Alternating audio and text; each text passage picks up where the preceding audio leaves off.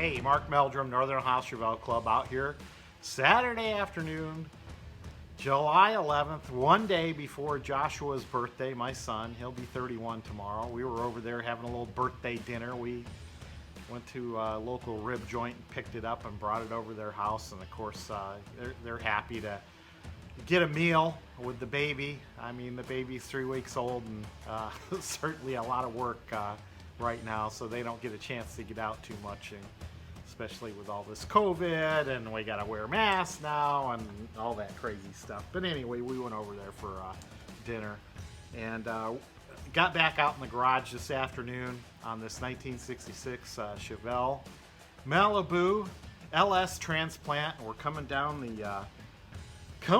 the final stretch. I keep saying that, and then one more thing pops up. But this week I had Terry Branch from Henderson Driveline and Axle.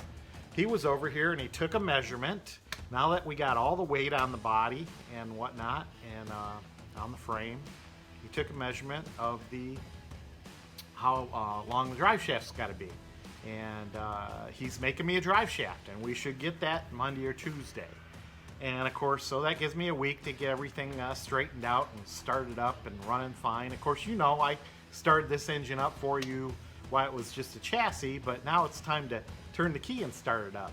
Well, I tried that in the middle of the week, and boy, it didn't start up. It cranked over just fine, wouldn't start up.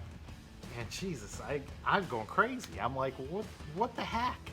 And everybody's like, oh, you gotta check your grounds, and I call up Joe, President Joe, and oh, you gotta check your grounds. And I call Larry, and Larry said, I don't know, I'm not an electrical guy, you're the electrical guy, Mark. So, oh my God, I'm researching everything on what it takes to get this LS motor started back up again.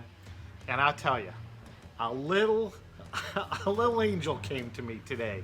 I'm out here in the garage in the afternoon, and this guy just pulls in the driveway. And I didn't know him from Adam, and he had a beautiful brand new GMC white truck, and looked to be about 60 years old. And comes up, he goes, hey, how you doing? And he saw me working on the car and whatnot, and we started talking. And by then, I had taken the wiring harness out, and I had hooked it back up to my temporary setup to see if it would start back up. And sure enough, I got the damn thing to start back up. With my push button starter that I did on the frame. And I'm sitting there scratching my head, and of course I got some little oil leaks on the power steering, and I'm trying to take care of that. And he starts chatting with me. Nice guy, and here we had met him out at the drag strip when we took the bounty hunter out there for a run down the track. And then I remembered it was Drew, and he lives right here in Grafton, passes by the house all the time. He wanted to know what happened to the red Chevelle, and I told him I sold it. And of course, he was looking this over, and we were chatting. And he goes, hey, Mark, what your problem is you got a ballast wire in there. And I glanced down and saw this wire, and I'm like, it just dawned on me as soon as he said that. Oh my gosh, a ballast wire. You know, it's a braided wire. It's got the braiding on it, and it drops down the voltage on the coil when you're starting the motor up. So drops it down to 6 to 9 volts.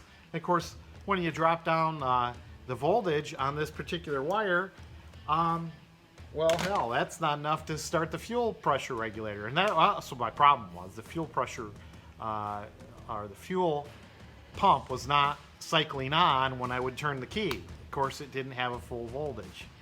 So here we are.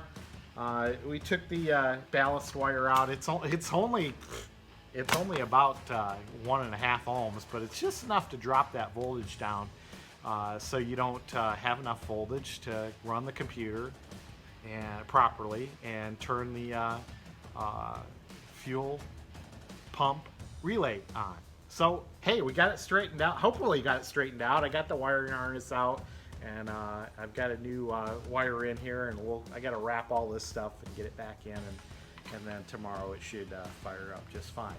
So hey, for you guys doing your LS transplants, be careful when you go to use the old wiring harness to get to the key start.